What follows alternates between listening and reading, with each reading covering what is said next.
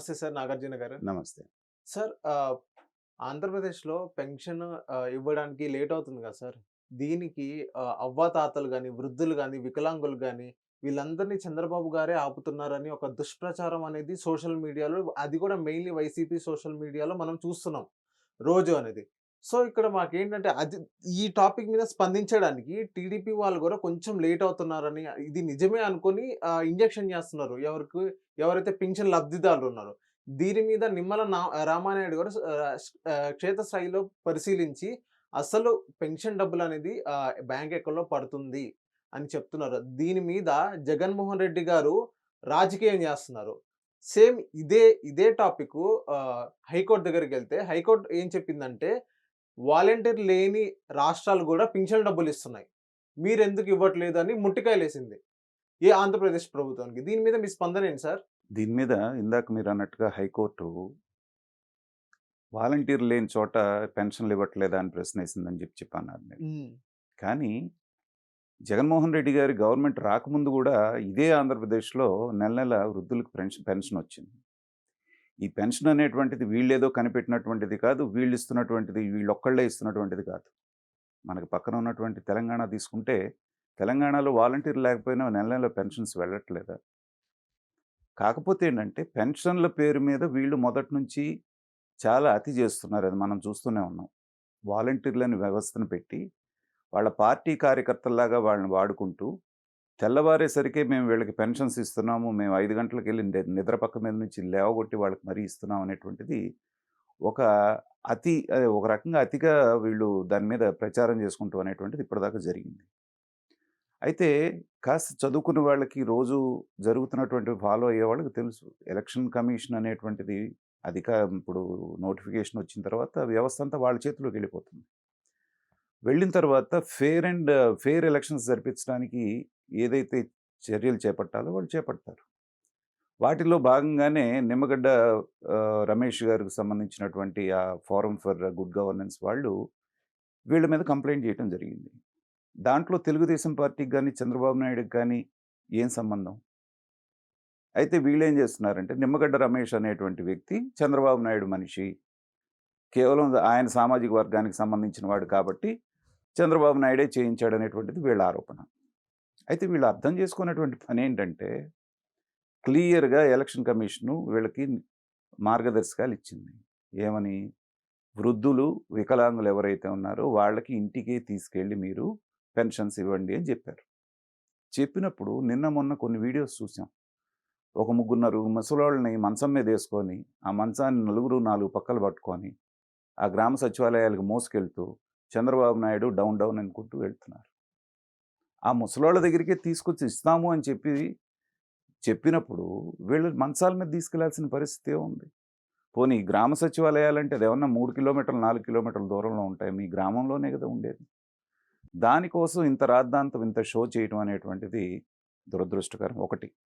రెండవది వైఎస్ఆర్‌సీపీ కరపత్రిక అయినటువంటి సాక్షిలోనే ఈసారి ఫైనాన్షియల్ ఇయర్ క్లోజింగ్ మూలాన హాలిడేస్ రావటం మూలాన పెన్షన్ 3వ తారీఖు ఇస్తాము అనేటువంటిది వాళ్ళు క్లియర్‌గా సాక్షి పేపర్‌లోనే రాశారు. రాసిన తర్వాత ఎప్పుడైతే ఎలక్షన్ కమిషన్ ఈ మాట చెప్పిందో వీళ్ళు కొత్త పల్లెం అందుకున్నారు. ఏమని? చంద్రబాబు నాయుడు ఆపిచ్చాడు. చంద్రబాబు నాయుడు ఆపటం మూలాన మేము చేయలేకపోయాం. లేదంటే 1వ తారీఖునే మేము పెన్షన్‌లు ఇచ్చేవాళ్ళం అనేటువంటిది కొత్త పల్లెం అందుకున్నారు. తర్వాత ఇవాళ పేపర్‌లో ఏం రాశారు? ఒక రోజులోనే 20 మంది వృద్ధులు మరణించారు పెన్షన్ తీసుకోవడానికి వెళ్తూ. ఇంతకంటే దారుణం ఇంకోటేమన్నా ఉంటుందా? అంటే మాట్లాడితే కొంచెం హార్ష్‌గా అనిపించొచ్చు గానీ, ఈ వైఎస్ఆర్‌సీపీ పార్టీ అనేటువంటిది పునాదులే చావులు, శవాలు, సానుభూతి అనేటువంటి దాని మీదే బేస్ అయినటువంటి పార్టీ. ఎందుకంటే ఇది నేను ఇప్పటి వరకు అనలేదు. కానీ అనాల్సిన పరిస్థితిని వీళ్ళే కల్పిస్తున్నారు. రాజశేఖర రెడ్డి గారి శవం గూడా దొరక్కముందే తను చీఫ్ మినిస్టర్ కావాలని చెప్పి సంతకాలు సేకరించినటువంటి ఆ శవాన్ని అడ్డం పెట్టుకొని అధికారంలోకి రావాలన్నప్పుడే జగన్మోహన్ రెడ్డి మనస్తత్వం, ఆ పార్టీ మనస్తత్వం అర్థమైంది. ఆ తర్వాత 2014లో ఓడిపోయిన తర్వాత 2019లో బాబాయ్ చావును అడ్డం పెట్టుకొని చేసిందెవరనేటువంటిది అందరికీ తెలుసు. ఆ చావును అడ్డం పెట్టుకొని కోడికత్తి డ్రామా ఆడి అధికారంలోకొచ్చారు. అలాగే వాళ్ళ నాన్నగారి పేరుతోటి చనిపోయిన వాళ్ళందరూ మామూలుగా చనిపోయిన వాళ్ళు కూడా వాళ్ళ ఖాతాలో వేసుకుని ఓదార్పు యాత్ర అని చెప్పేసి నేను నెలల తరబడి సంవత్సరాల తరబడి చేసినటువంటిది మనం చూసాం. అంటే ఎక్కడ శవం కనపడితే అక్కడికల్లా పరిగెత్తి రాజకీయం చేయాలి. అసల ఎవరన్నా చనిపోతేనే మనం బాధపడాలి. అలాంటిది చనిపోయిన శవం దగ్గరికి నిన్న జోగి రమేష్ వెళ్ళిపోయాడు. వెంటనే గద్దలన్నా కాస్త ఆలస్యంగా వస్తాయేమో గానీ రాబందులు, వీళ్ళు మాత్రం వెంటనే వెళ్లి వాలిపోతారు. నిజంగా చనిపోయారంటారు సార్ పెన్షన్ వల్లే? దానికే ఇవాళ ఉదయం గుంటూరు కలెక్టరు వివరణ ఇచ్చారు.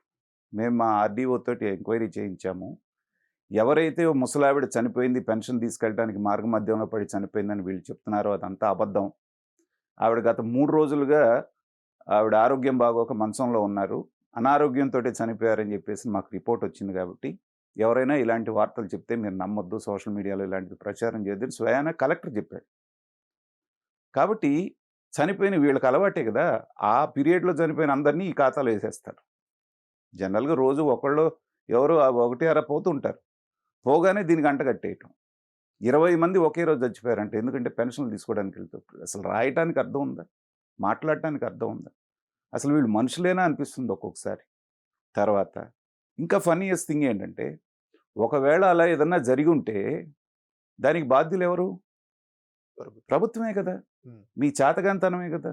ఇంతమందిని పెట్టుకొని, ఇన్ని వ్యవస్థలు పెట్టుకొని మీరు 4 వీధుల అవతల ఉన్నటువంటి మంచంలో నుంచి కదలలేనటువంటి వాళ్ళకి మీరు పెన్షన్ ఇవ్వకుండా, వాళ్ళని ఇక్కడి దాకా రప్పిస్తూ ఒకవేళ పడిపోయి చనిపోతే దానికి ఎవరిని బ్లేమ్ చేయాలి? ఆబ్వియస్‌లీ ప్రభుత్వాన్ని. ఖచ్చితంగా ప్రభుత్వ అధికారులని, వాళ్ళని నిర్వహించేటువంటి ప్రభుత్వాన్ని. మీ చేతగానితనాన్ని కప్పిపుచ్చుకోవడానికి ఎదుటి వాళ్ళ మీద బురద జల్లటం అనేటువంటిదేంటంటే, ఇది ఏ రకంగాను ఎందుకంటే అనేకమైనటువంటి సర్వేలు వీళ్ళు ఓడిపోతారు, అధికారంలోకి రారు అనేటువంటిది చెప్తున్నారు. అలాగే జరుగుతున్నటువంటి బస్సు యాత్ర అక్కడక్కడ మనం చూస్తూ ఉన్నాం. ప్రజలతో ఎలా కలుస్తున్నారు జగన్మోహన్ రెడ్డి గారు. ఈయన బస్సులో నుంచి నమస్కారాలు పెడితే వాళ్ళు బస్సుకు హారతులు ఇస్తున్నారు. ఈయన దిగట్లేదు. దిగినా కూడా అంటి ముట్టినట్టుగా ఉంటున్నారు. సో, ఇవన్నీ చూసిన తర్వాత మళ్ళీ సెంటిమెంట్‌ని రగిలించి, ఏదో రకంగా సానుభూతి పొంది, అవ్వాతాతలు, అవ్వాతాతలని పేరు పెట్టి, ఇవాళ ఏమైంది? మీరు చూడండి తెలంగాణలో చూసాం. రైతు బంధు ఆపేయమన్నారు. ఎలక్షన్స్ జరుగుతున్నప్పుడు ఎలక్షన్ కమిషన్. కాదు అది ప్రతిసారి వచ్చేటువంటిది సంవత్సరం, సంవత్సరం జరిగే ఫార్మాలిటీ కాబట్టి చేయండి అని చెప్పేసని మళ్ళీ వాళ్ళే చెప్పారు. దాన్ని ఎలక్షన్ ప్రచారానికి హరీష్ రావు వాడుకుంటూ మాట్లాడటం చూసి మళ్ళీ ఆపేయమని అదే ఎలక్షన్ కమిషన్ చెప్పింది. చెప్పినప్పుడు తెలంగాణలో కూడా ఇప్పుడు వైఎస్ఆర్ వాళ్ళు చేసినట్టే చూసారా మీకు రైతు బంధు రాకుండా చేశారు. మీ జీవితాలు నాశనం చేసేశారని చెప్పేసి పెద్ద ఎత్తున ప్రచారం చేశారు బీఆర్ఎస్ వాళ్ళు. అయిన తర్వాత ఏ పార్టీ గెలిచిందండి ఎన్నికల్లో? కాంగ్రెస్. కాంగ్రెస్. కాంగ్రెస్ ఎక్కడ గెలిచింది? మీరు ఎవరినైతే భయపెట్టాలని చూసారో రైతులు ఎవరైతే రైతు కూలీలున్నారో ఆ రైతులు ఉన్నటువంటి తెలంగాణ పల్లె ప్రాంతంలోనే అధిక సీట్లొచ్చినియి కాంగ్రెస్‌కి. అంటే మీరు చెప్పే కాకమ్మ కబుర్లు చెప్పటానికి, నమ్మటానికి ఎవరు సిద్ధంగా లేరు. తర్వాత చంద్రబాబు నాయుడు గారు ఇప్పుడేం చెప్తున్నారు? నేను అధికారంలోకి రాగానే నెలకి 4000 పెన్షన్ మీ ఇంటి దగ్గరికే పంపిస్తాను. దశల వారీగా పెంచడం కాదు, వెంటనే నేను 4000 చేస్తానంటున్నాడాయన. ఒకవేళ ఈ 2 రోజులు ఇబ్బంది పడ్డోళ్ళు గూడా రేపొద్దున 4000 మన ఇంటి దగ్గరికి వస్తాయంటే చంద్రబాబు నాయుడిని తిట్టి ఓటేయకుండా ఉంటారా? రూ. 1000 వాళ్ళకేం చేదు కాదుగా.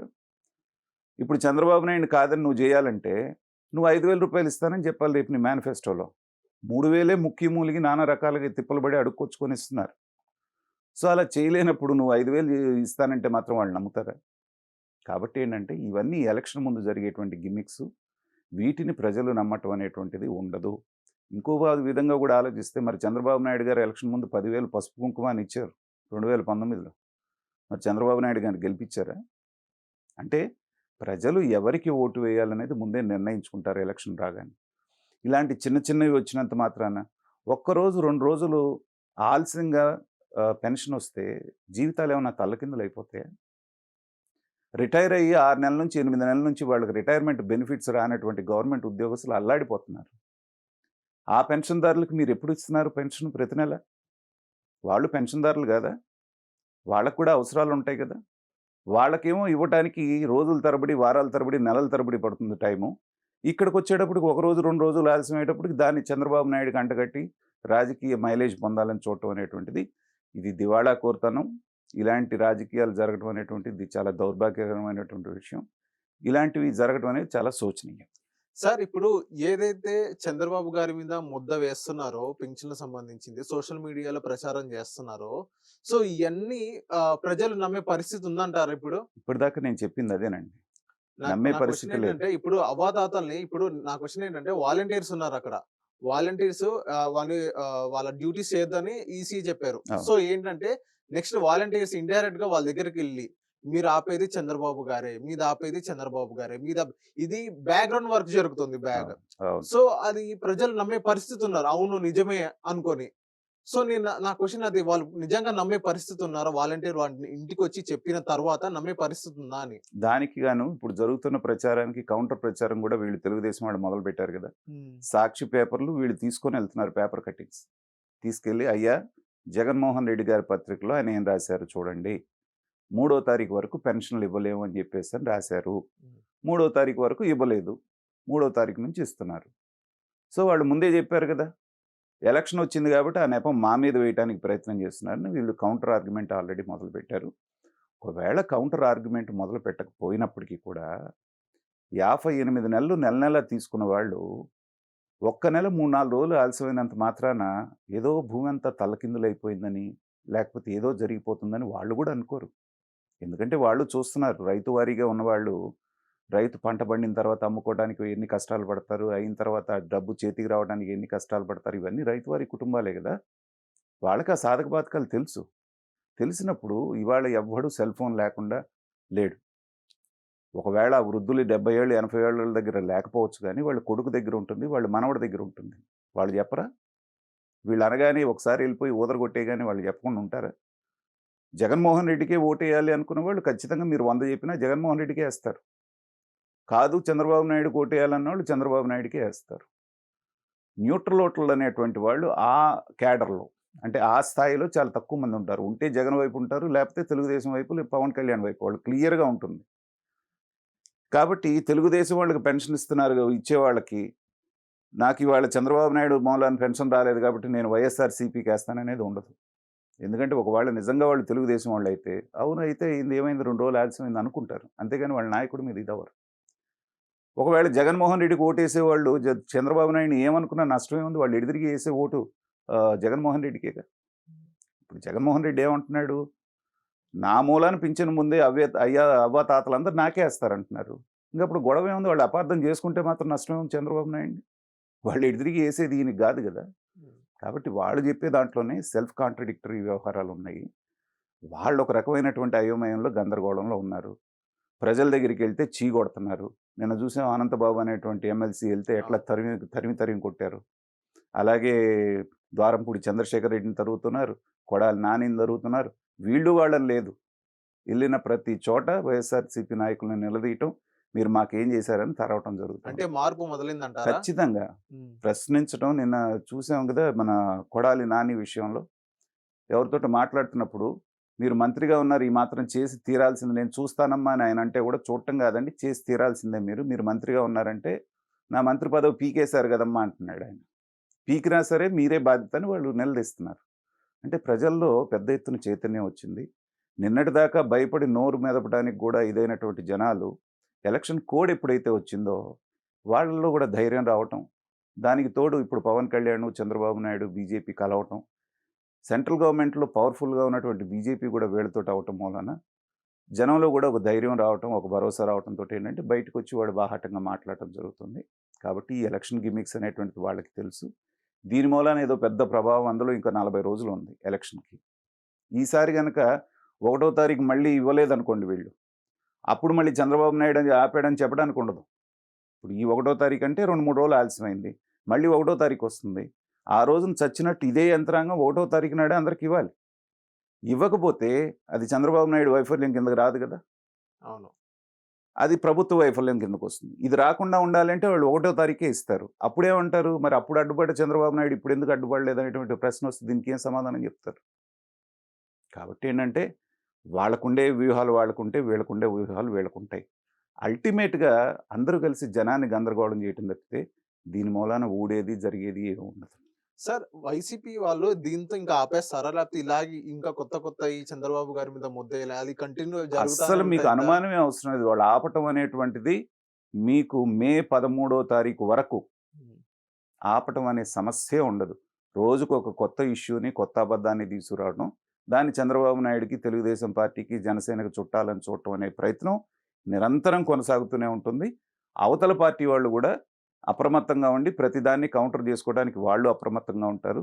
దీన్నే మనం రాజకీయ రణక్షేత్రం అంటాం. ఇది యుద్ధం కాపోతే ఏముంది? హ్మ్. కత్తులతో పొడుచుకొని తలలు నరుక్కోపోయినా, ఎత్తుకు పై ఎత్తేసుకుంటూ, అవతల వాడి వేసే ఎత్తుని ఎలా చిత్తు చేయాలనేటువంటిది యుద్ధం.